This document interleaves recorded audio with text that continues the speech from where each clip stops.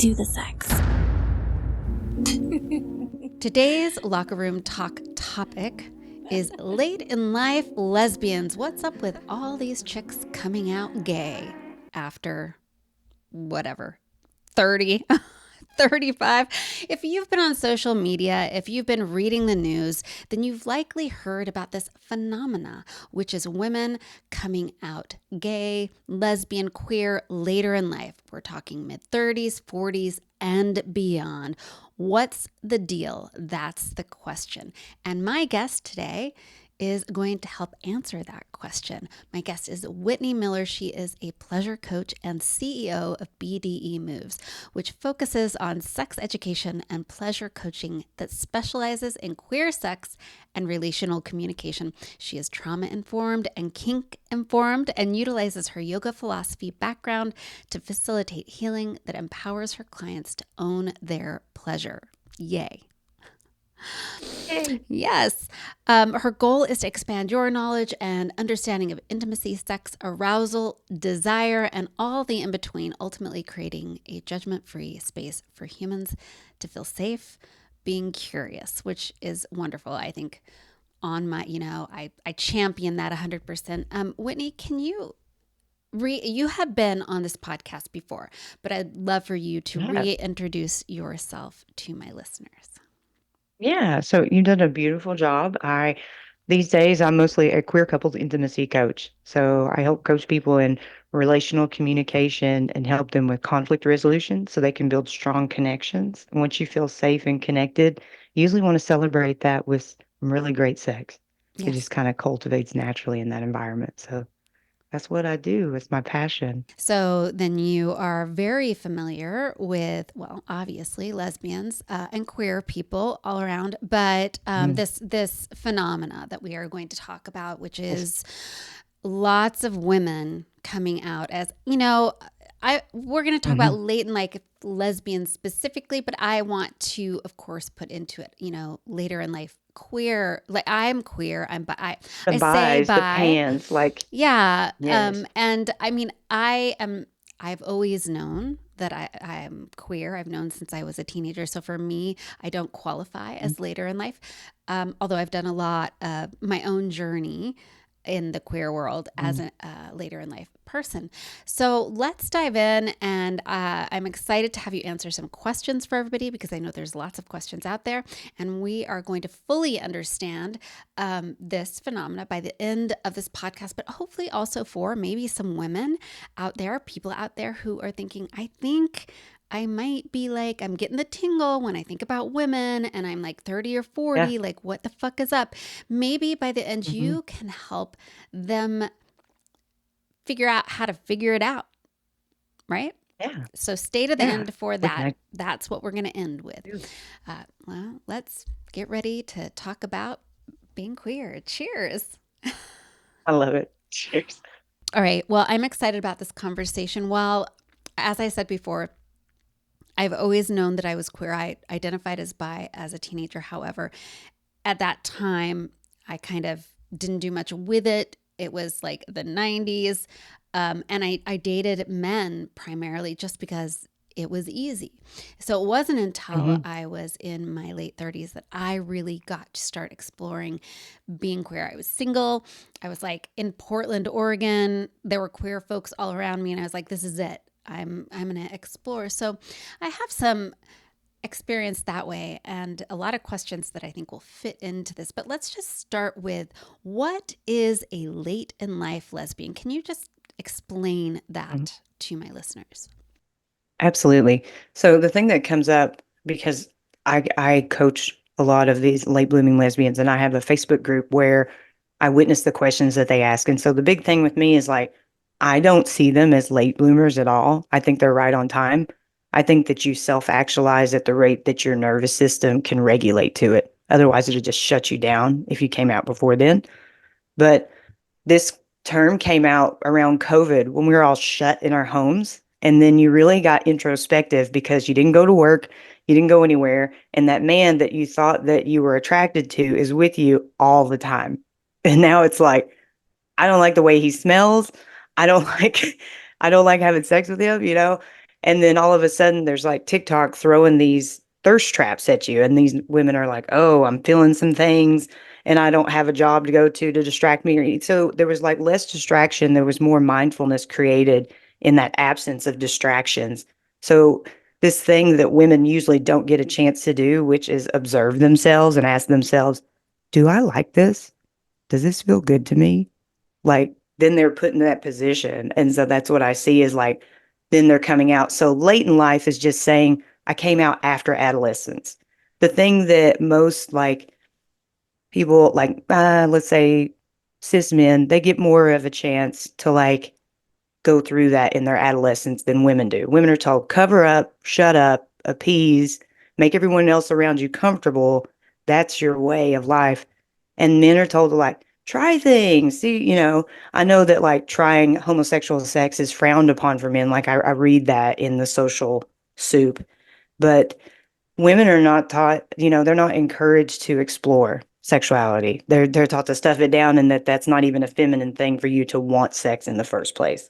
It's like, have you ever seen a man be called a nympho? Yeah, no. No. No, that's a Oh, I word that's hadn't even. preserved for women. Women who like sex are called nymphos. They're called whores. They're called hysterical. They're called names. They're ostracized. They're put down. So sexuality and the exploration of that for women and femmes is like, no, that's not for you. You're just supposed to provide that for men because they need it and you supply it, but you don't have your own desires. You don't have your own wants, your own pleasure. So I think that COVID put us in that place where we sit down and go, what about me? What about me?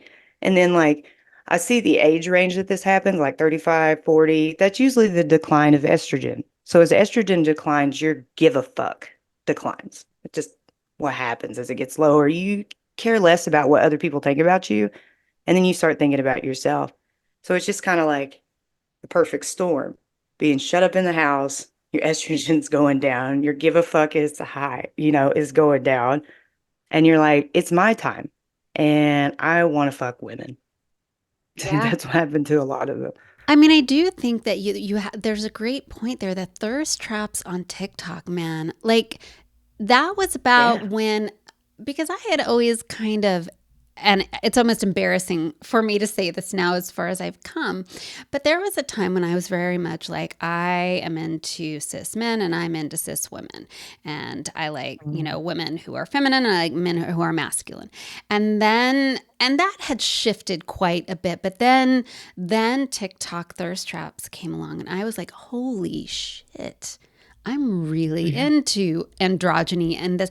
I mean, it revolutionized and changed what my knowledge of my attraction and what lit me up with desire. Mhm. And I Mhm. think you're right. There was just I had time and access to see so many different types of human beings basically share themselves as sexy people on an app. So women are coming out in their, let's say 30, 35, 40 as lesbians. And some of them are just straight. They aren't like I'm queer. They're just like I'm just a lesbian. Right? They go Mhm. straight to that all Mhm. the way all the way to the other end. If you want to think of it as two ends, which we probably shouldn't. But um It's a and spectrum. it's Yeah. a spectrum, right? Um but so then people are like, so what? You had a husband, you fucked all these men this part of your life. Mhm. So what are you Mhm. so what you didn't like any of them? You weren't attracted to any of them the whole time you just wanted women? That is the question I'm sure they Mhm. get bombarded with. Mhm. What is Mhm. your rebuttal to that? I mean, Mhm. were they not attracted to or enjoying the sex the whole time? Mhm. The funny thing about attraction is it's really this subtle thing that's really hard to describe outside of yourself and your own experience of it. And I think for women, again, it goes back to those sociocultural soup that we're swimming in. Like women are not taught to be introspective about what attraction feels like. It's like for so long in my adolescence, I got real confused because my friends were attracted to these men and like I tried to be. Like I tried really hard because that would make me normal and that would make my grandma stop being like, you're going to hell. But it's like it's one thing where you admire someone and another thing when you're attracted to them. And I think that gets crossed up a lot because women will be like, well, I thought I admired that girl in high school. It turns out I really just wanted to make out with her. And like, I thought I was attracted to this man, but really I just admired what he did to my perception of my idea of success in life. Because we're taught that success in life is to grow up and marry a man. I was told to grow up and marry a rich man. That's what I was told my whole childhood as a little girl. That was positioned as success to me, not grow up and be a doctor, grow up and marry a doctor. So women are conditioned to go out into the world and what is attractive to them, not necessarily sexually attractive, but attractive in the form of this secures me safety in this society that'll ostracize me otherwise. So they'll pick a guy, a nice guy, and they'll get the white picket fence and the golden retriever and 2.5 children in the car out in the driveway, and then they're still not happy, and they go, I don't know what I did wrong. What was it? And it's they forgot to look in the mirror and go, do I like any of this? Right. Really like it. Really like it. Or do I You just know? like the way people aren't judging me anymore because I did what I was supposed to do? Right. So it's like hiding from judgment and actually living your authentic life are two totally different things.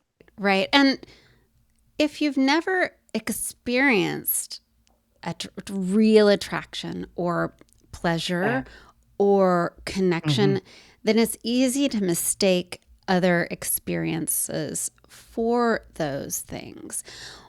What about is in some cases, is it, sexuality can be fluid? Could it be that Absolutely. earlier in life they were attracted to, I know for myself, and look, my fluidity and my sexuality, I'm telling you, like it's a week by week, day by day. Like what I am, one day I'll be like, I will just be like, fuck, like dudes are really hot Mhm. to me right now. I want, and Mhm. this kind of guy. And then the next day I'll be like, the idea of touching a man makes me want to retch. But I'm really excited about this thing. Like I fluctuate Mhm. wildly, which has always been my story. But Mhm. I know some people really move from one sexual orientation at one point in their life to a completely different one. And so is that part of the Absolutely. phenomena? It could be. And I mean, if you really look at attraction closely, it's more about the energy that's created from someone than the shell that they're in. So whether they're a man, a woman, a non-binary person, a trans person, it doesn't really matter. What matters is like what that means to you. Like some people will push away their attraction for someone because it doesn't align the way they want to be perceived out in the world. They'll be like, oh no, I'm not Mm, attracted to that person. But inside they really are. And I agree with you. I think it's a lot more fluid than we talk about.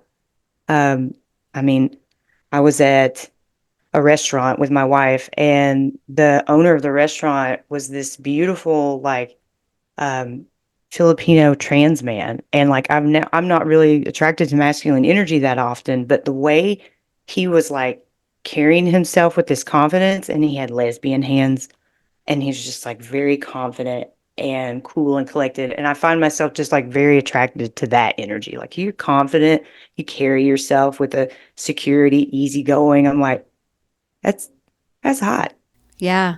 Sometimes it just sneaks up on you and surprises you, for the sure. and you're If like you're open and then to it it. opens a Hmm. little door.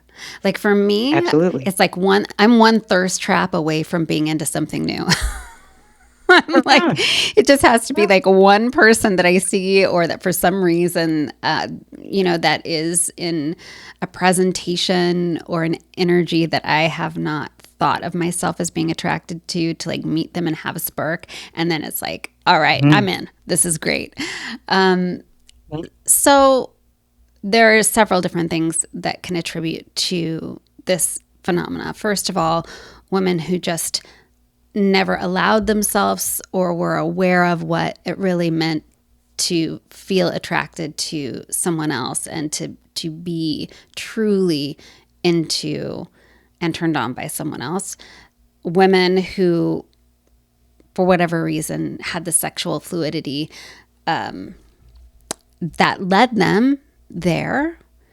Are there any other Mhm. things out there for I think people some saying, of us well, are just like really craving to be understood.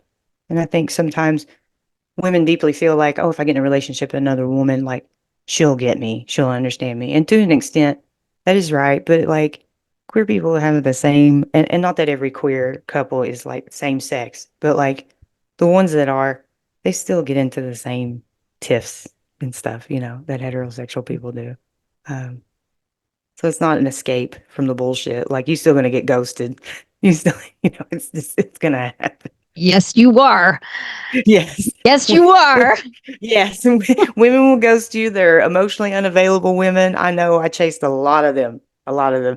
Especially when you're the gay woman who thinks you're gonna turn the straight women. Like if a straight woman is hooking up with you, she is fetishizing you. Like just know that you're being objectified and fetishized and go with it because she's Yes, gonna you fall in are. love with you.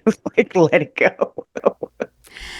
Oh man, so many. I've been with so many straight women who have, yeah, yeah. No, it's fun, fun. Just make It, sure it, that they're actually, when they're late in life lesbians, they're actually late in life lesbians, which brings me to mm, just me saying that makes me I feel a know. little disappointed in myself. However, the truth is, as a lifelong queer woman, Mhm, I would argue women ghost more than men. I've been ghosted. I don't get ghosted by men very often because they're mhm, really mhm. working for it.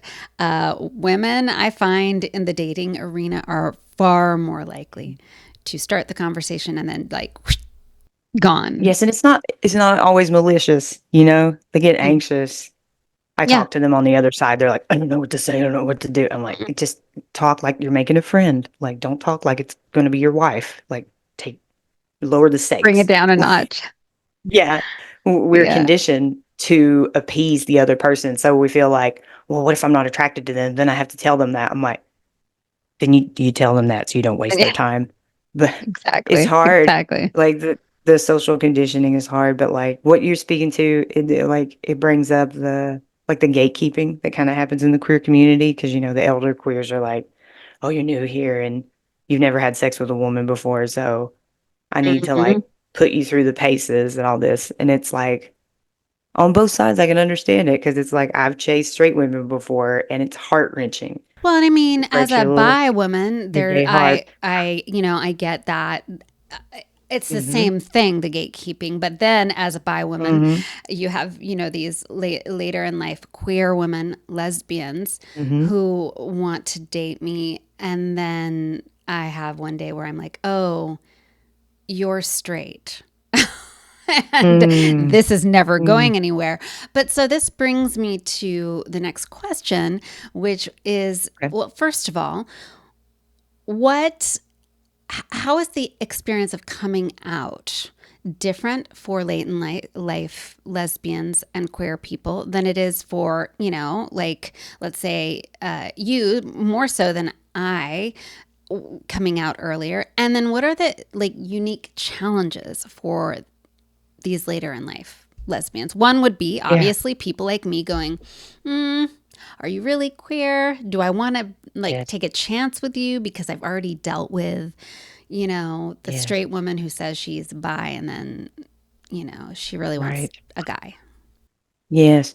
So it's like the queer community is a traumatized community. Like being queer in a heteronormative world puts a amount of trauma on you just with that. And that's saying that like your family accepted you when you come out. A lot of us didn't get that. So your family's ostracized you. So you've already got like those abandonment triggers in you. So I can understand where the gatekeeping comes from.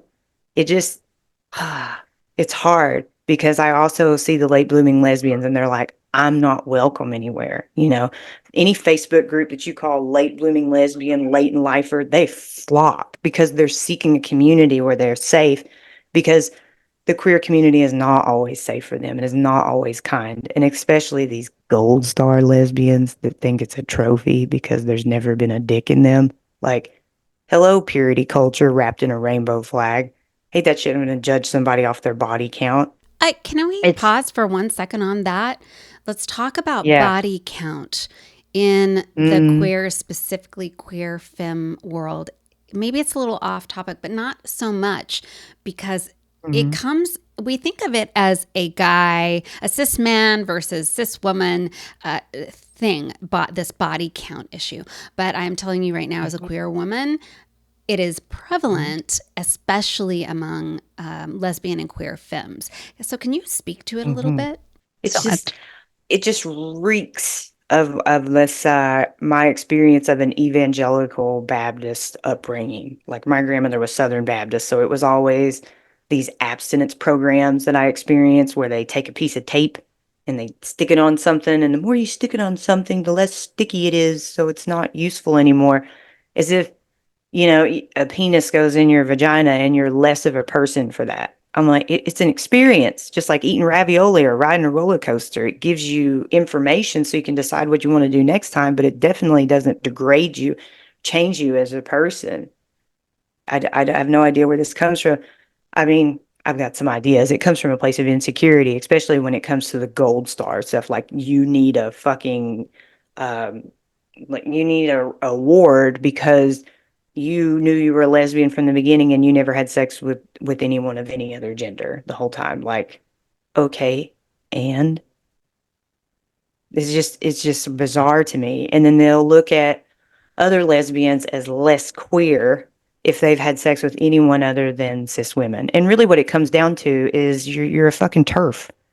Thank You're a you. fucking It is turf. so You're trans getting fucking obsessed about phobic. genitals. It's transphobic as fuck. Yeah. Makes you anti-queer. What the fuck is wrong with you? Thank you. I agree with you. I was actually last year sort of involved in this poly queer community, and I witnessed an interesting conversation. And it was most all cis women. And they were very much into like who's making out with the most women, who's fucking the most women, and that would make you like the better, whatever, the more, whatever one. But they were talking about dating bi women. And one of them said, well, I'd be okay if I was dating a bi woman, who was with a couple of other women. But if she was with a couple of other men, ooh, like I wouldn't be into her. If she's dating a couple of men, fucking a couple of men, I'm not like into it. And I was like, that's so, well, transphobic came to mind, but also that's that's a body count. That's a misogynistic. You've That's devalued patriarchy. me.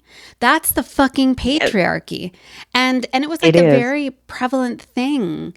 And like, Gross. so basically, the more men, in my case, if we all went out, if I wanted to make out with a bunch of people in the room, I could pull men left and right. I'm obviously a femme presenting woman, and I Mhm, struggle far more to connect with queer women.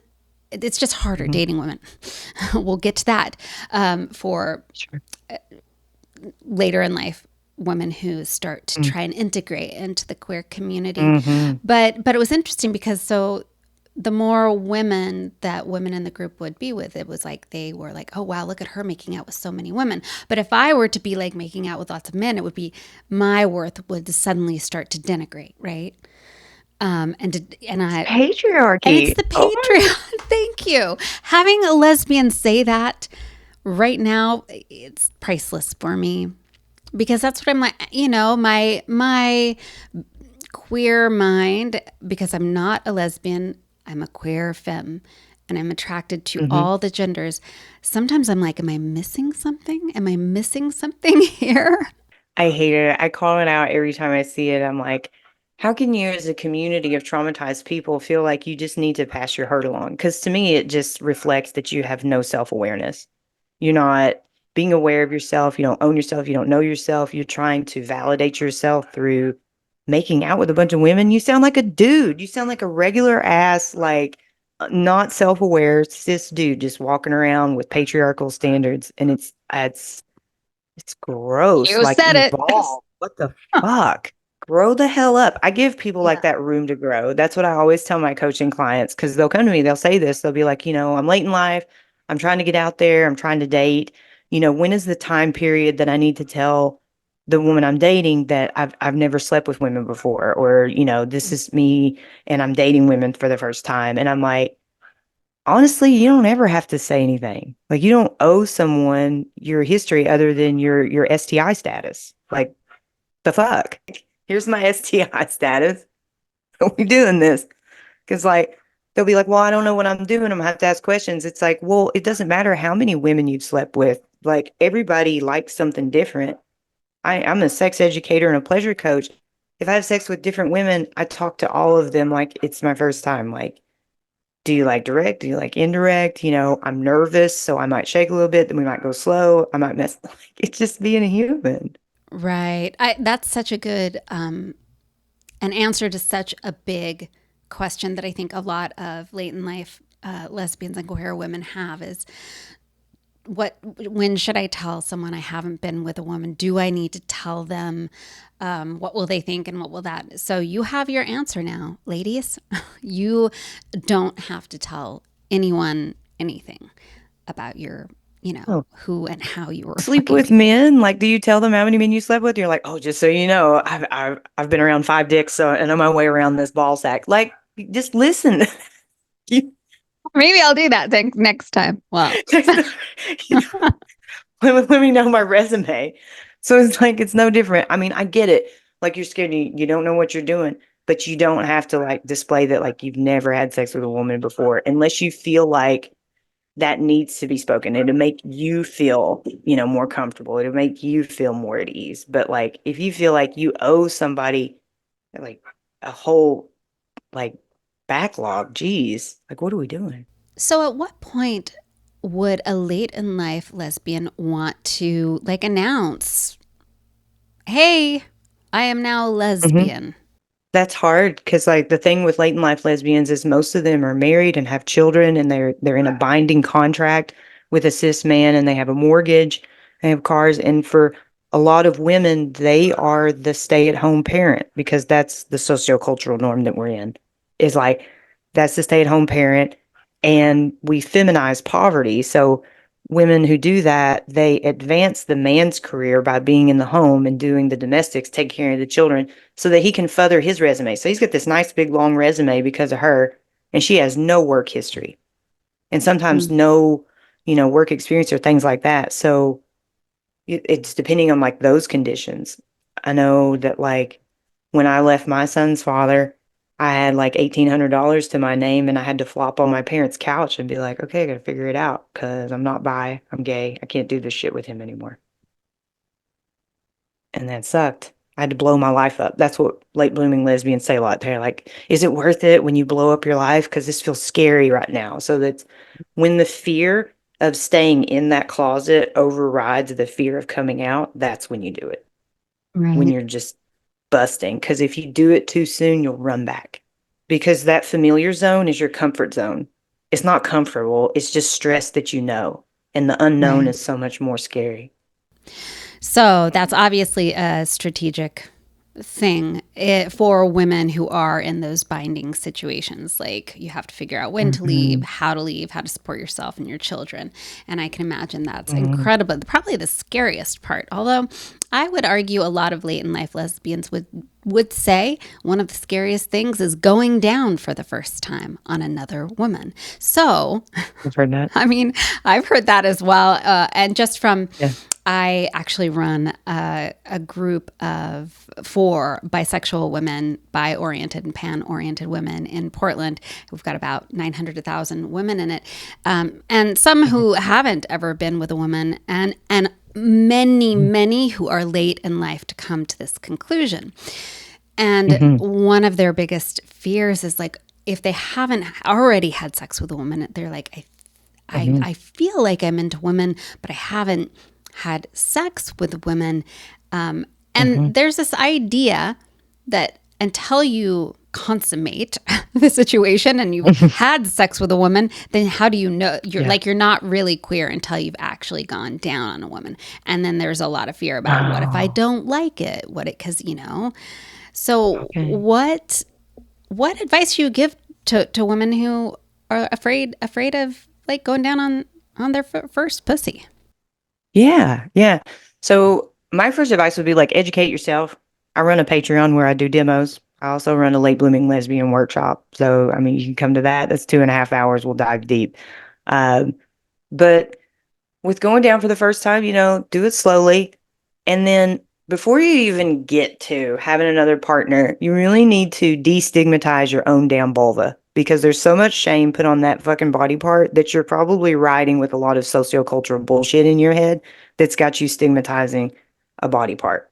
Because from the time that you're a little baby, you're taught that that's not yours, it's gross, don't touch that. You know? You change a little boy's diaper or like a baby's born with a penis, and they reach down and grab it and everybody's like, ah, you found your thing. Ah, you'll spend the rest of your life doing that. They got some cute little joke. So there's like this warm energy around that. It's fine. But babies with vulvas, they do that and they go, ah, don't touch that. So you get this notion that that's shameful, that's dirty. So I would be willing to bet that a large percentage of women who are hung up in their head about like going down, they're worried about how it's going to smell, they're worried about how it's going to taste, they're worried Mhm. about how it's going to look. And all of those sociocultural factors are in your head and got you judging a body part as if it's something to be shameful or that it's dirty because it's moist, it's wet. And this is not me talking down to people who have legitimate sensory processing issues. Like, I understand you don't want something wet on your face. Talk to lots of clients who keep like a towel close by and they just kind of dab their face. They talk to their partner about that, what's going on. Everything's cool. It's cool. But if that's not it, you need to jump on the vulvagallery.com and look at the array of vulvas. Look how beautiful they are. They're like snowflakes. They're all unique. Most of us have longer labia than others. If you have short labia, you're still normal. It's great. It's just they're like fingerprints. Each one's unique.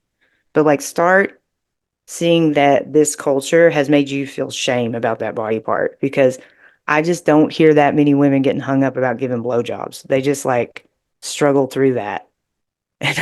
And Struggle. I feel like it's so much easier to eat pussy. I'm sorry. Yeah, a lot less jaw pain, that's for sure. Holy crap. Yeah. And when they grab your head and do that thing where they want to hear you make the gawk gawk Oh no, noise and all that, it's just like, it's just so, I don't do that. That is not no. That's a hard no so for gawk gawk me. for you. Hard Gotcha. no. I'll punch your balls. Um, Right. shove my head down. You're gonna get a fist in your dick.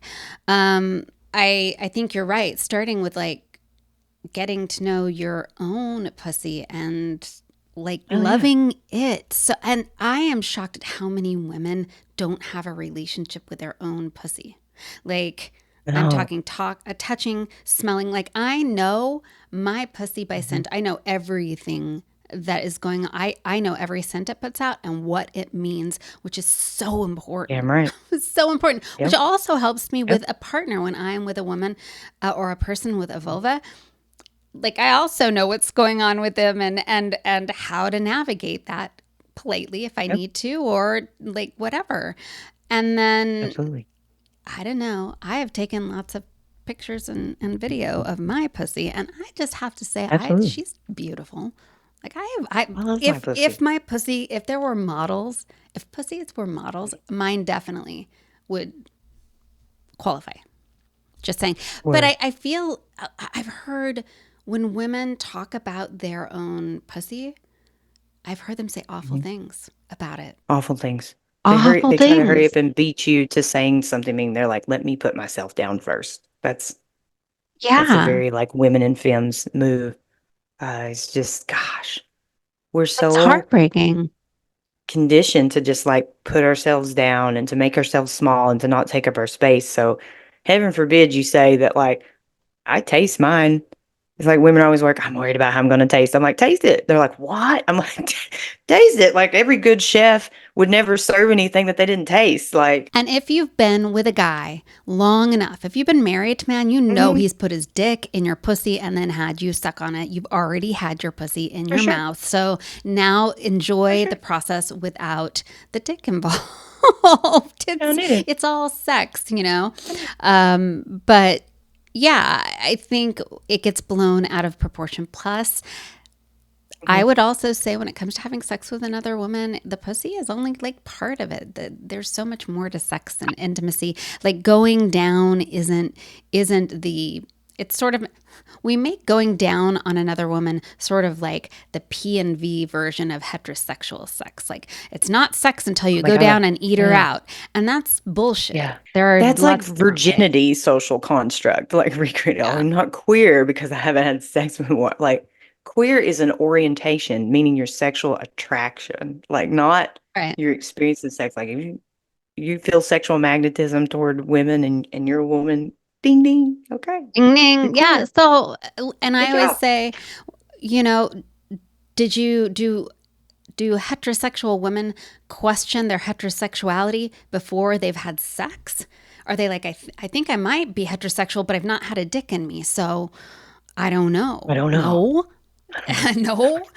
I It's know. it's sort So of. much qualifying for queerness. Like, holy shit. What advice would you give for late in life lesbians or queer women, either or? They've decided that they know that this is it. I'm a lesbian, I'm a queer woman. I thought I was heterosexual and now I want to embrace it. What would you tell them to do from there? What are some first steps to adventuring into exploring this part of their life? Redo your wardrobe. All this shit that you wear because you think that's the image that you're supposed to put out there. If you genuinely like those clothes, don't change it. But like if you are like, oh, I want to cut my hair, fucking cut your hair, sis. Like shave your head if that is in you and you're like, yeah, I want to do that. Um, Pierce the things, get the tattoo, dye your fucking hair pink. It's called secondary adolescence. And there's been research that's come out on this. It's amazing. There's an article. You can look it up, secondary adolescence for queers, because we don't go through that in our adolescence.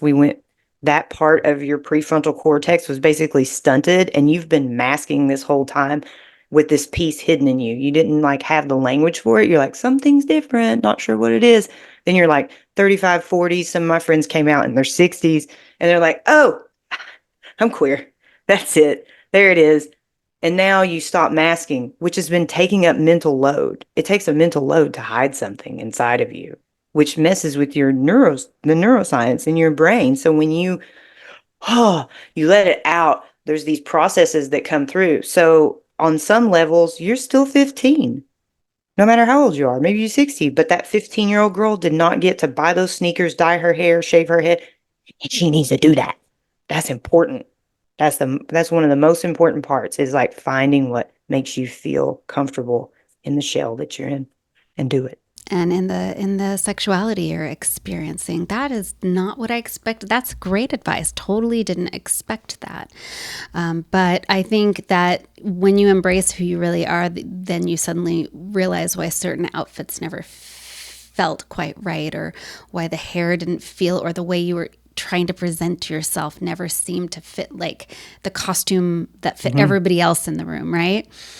So Right. figuring out what your costume is, and then from there, you've done the Mm-hmm. thing, you've kind of found like something that makes you feel good. How Yes. do you find your community? Yeah, so usually it's going to be online. Facebook has a ton of late in life lesbian groups. One of them's called late.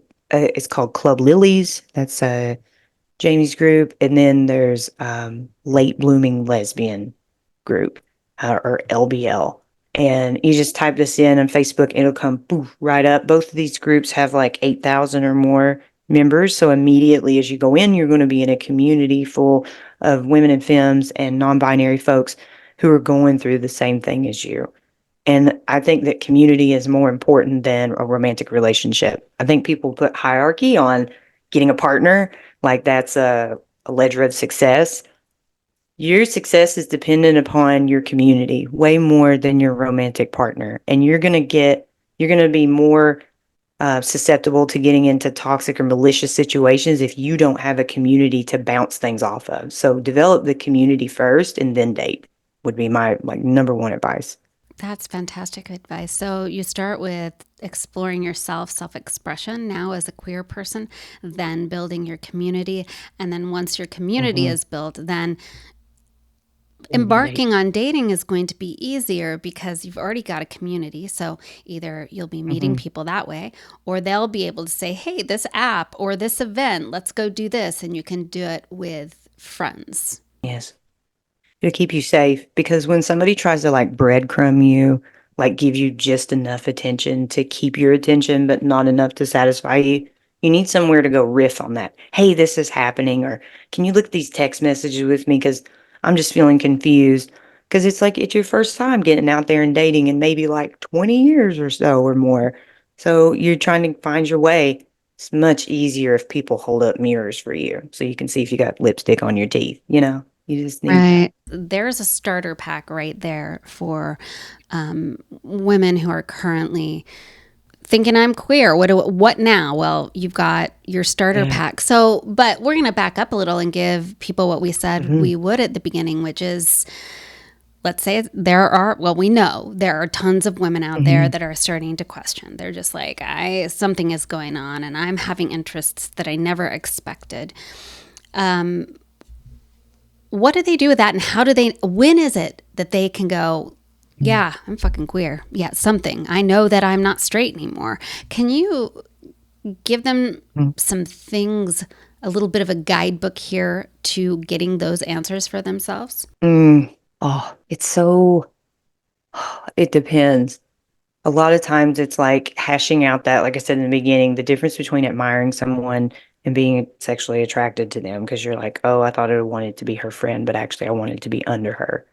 And sometimes it takes a while to hash that out. So, like, reading certain types of erotica is like a safe way to explore that. And I know that there's a thin edge there because there's a difference between like fantasies that live in your head and fantasies that you want to bring out into the real world.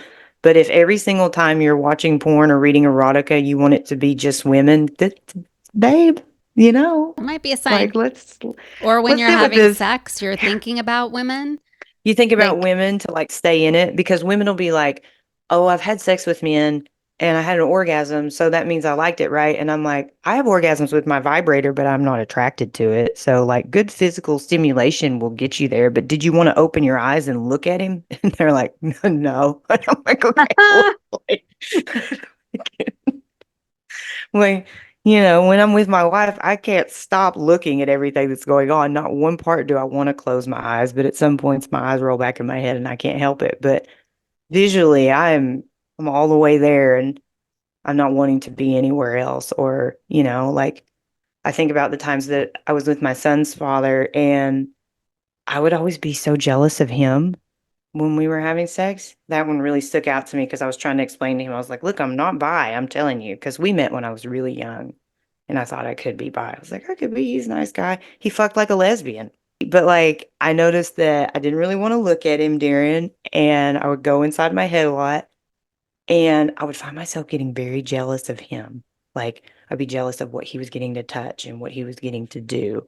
And I would want to be him. I would want to be doing what he was doing. And I tried to explain that to him. I was like, I don't think this is what, women who are attracted to men do, is get really jealous of you. yeah, that's interesting. My ex-husband said to me one day, he was watching me. I really like superhero movies, like the Marvel movies, and I was watching the Marvel movies with all the beautiful male superheroes. And I don't know what I was saying Yeah. or doing at the moment, but he just was looking at me strangely, and he said, I just realized something, Annette. And I'm like, what? He's like, you don't love these movies because you want those men. He said, you want to Say it. be them. Say it. Yes. And Yes. and I was Yes. like, Yes. yeah. Same. And I was so, obsessed with Wolverine. yeah, it's funny. It's so funny that you say that you felt jealous, because I think I also Hmm. often experience that jealousy. I think another Yes. way I kind of knew, solidified that I was queer, is I would be jealous of other queer femme couples and lesbian couples, seeing them. Or if I had a Mm. friend who had been with Hmm. a guy and ended up with a woman, like I was like, oh, I want to know what that's like. Yeah. That was kind of earlier on in my journey before I realized I'm pan, and then I'm like, I like it all. Yeah. For me, it's just finding the right match. I love that because I was jealous of the way Hugh Jackman was attracting these women. Like I wanted to be him because of the way he was attracting women. Like Jason Mm-hmm. Momoa. I was never attracted to him, but I was like, oh, I bet it's great to be him though. Like he attracts Yeah. a lot of women. Like, Yeah, it's an interesting experience. I mean, for me, it's interesting because like I shift into back and forth between wanting to be a hmm thing and wanting a thing, and that's how I knew. yeah, Like I'm like I'm all sorts of something. right on. It's confusing at times actually, but so those are just some relatable things if you are listening to Mhm. this and you're trying to figure it out. First of all, having sex with another woman isn't what makes you a lesbian or a queer femme. It's the Absolutely. attraction, it's the interest, it's, you know, you find yourself That's right. looking at women and desiring them and being curious about what it hmm would feel like to be with them, then you're probably queer to some extent at least, you know? For sure. And that's a Sure. starting spot. So, one last question before we go. hmm Do you find in your experience with late in life lesbians that they start out thinking they're bi or pan and then moving mm into thinking they're a lesbian, or do you find most often it's just they're like, nope, I'm not into mm. men? Is there a path? Right? I find a lot of them are scared to take on any labels because they feel like they're not welcome. So that's the thing that I see a lot is they're like, I don't know, because I just don't feel welcome in the community. So they feel like they have to earn their right to take up space underneath the rainbow. And that hurts my heart. I really hate that because I'll ask them, how does queer feel for you? Because that's the label that I take on because it just leaves a lot of room for the energy to flow. I could tell you what I'm going to be doing when I'm 50. I don't know. I have no idea.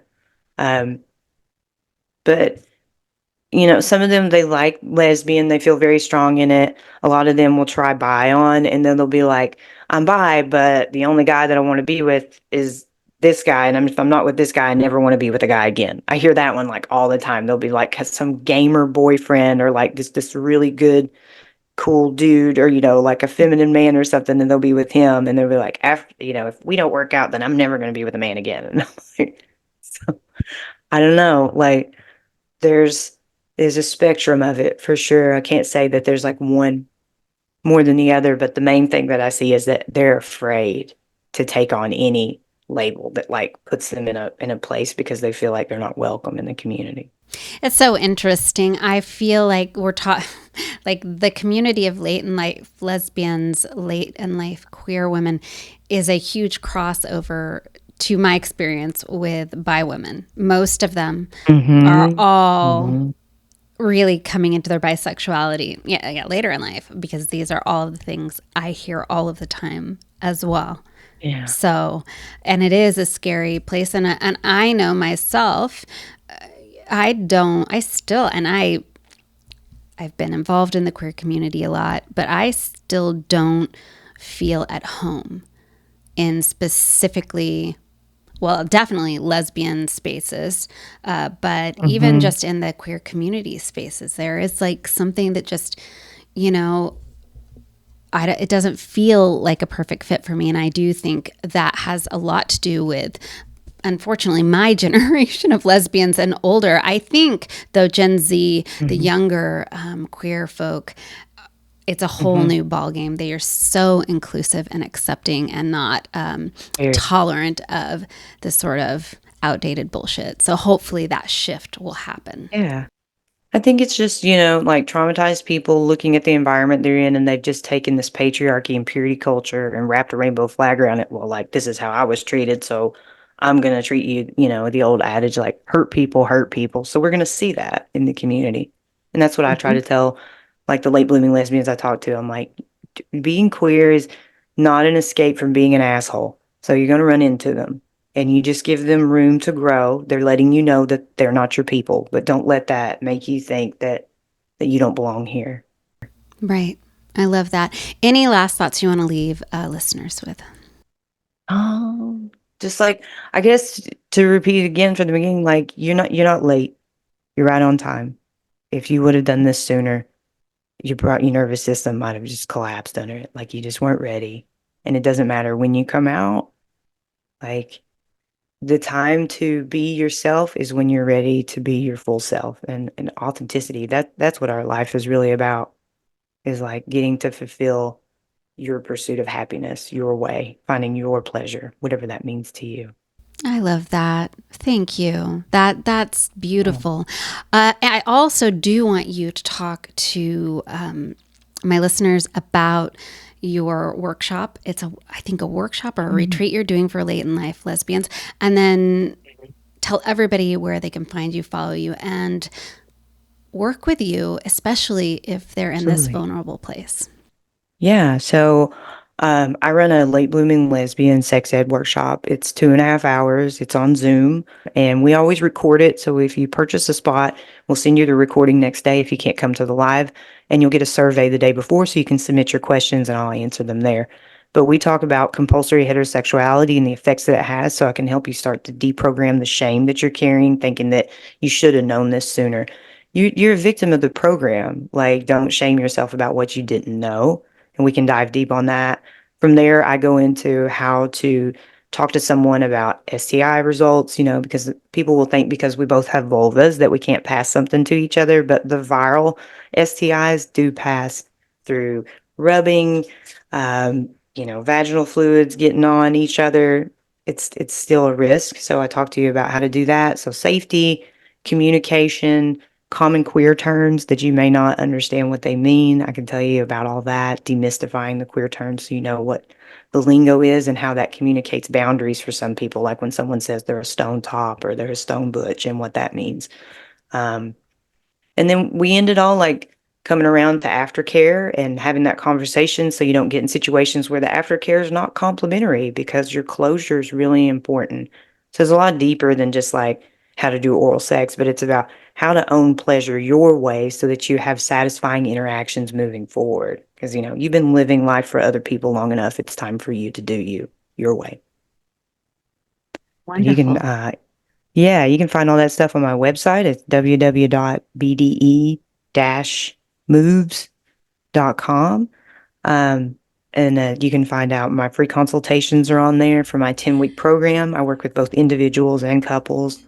I'm very passionate about working with couples, though. That's my favorite, is I love helping them carry through the steps to have a really strong connection. And that's just like the best environment to have. The most mind-blowing sex you're ever going to have is when you completely trust each other. Thank you for coming on. I've had you on a couple of times, and I feel For having like me. your knowledge and expertise is so valuable. And so I appreciate Thank you you. taking the time to have this conversation with me.